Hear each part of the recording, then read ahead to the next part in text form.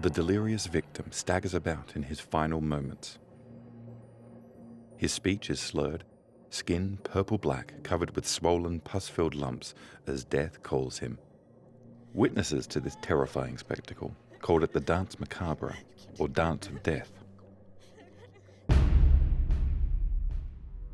In the 14th century, a terrible catastrophe fell upon Asia, Europe, the Middle East, and North Africa that would change the course of history. The Black Death. The Black Death, or Bubonic Plague, was an outbreak of disease that killed 1/3 of the European population in the period 1347 to 1350. It had a similarly devastating impact in Asia, the Middle East, and North Africa. The disease played no favorites. Rich and poor, young and old, priest and peasant, all fell victim to this horrible and, at the time, unexplained sickness, which was spreading like wildfire.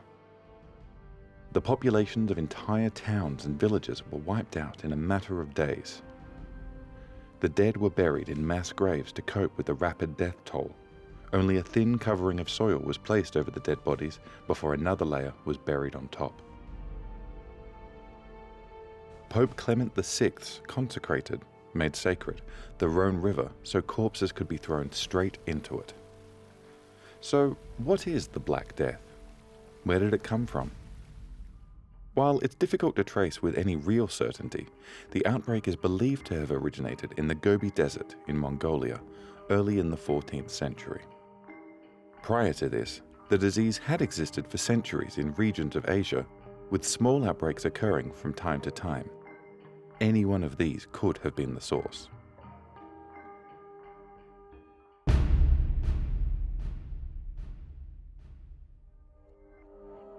Once infected, the victim would first experience a high fever, aching limbs, and fatigue. Within days, the lymph nodes in the neck, armpits, and groin would start to swell and turn black. These black swellings are where the Black Death gets its name.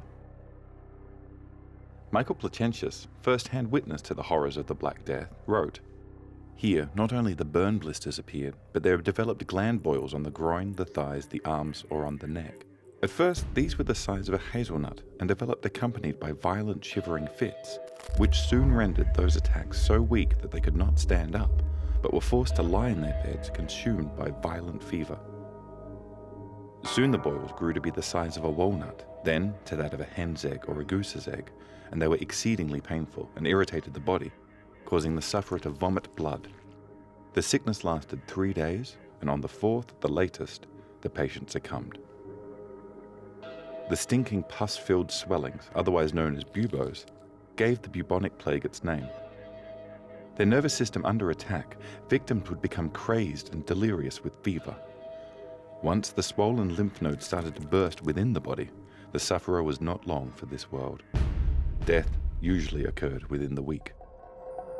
By the time the infected person who had introduced the disease to the port, town, or village died, others would already be in the early stages of infection.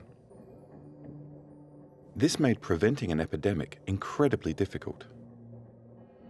The outbreak of the Black Death in the 14th century actually involved 3 different strains of plague.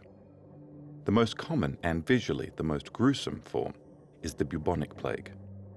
The second form was the pneumonic plague. It infects the respiratory system once the bubonic strain reaches the lungs.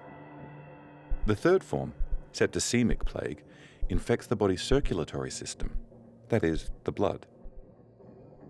The bubonic plague is actually the weakest of the 3 strains. During the worst outbreaks of the Black Death, pneumonic and septicemic plague had mortality rates of almost 100%. It's believed malnutrition played a major role in making the symptoms more dramatic. Many who died had endured years of famine, the result of severe storms and drought, making their weakened immune system vulnerable.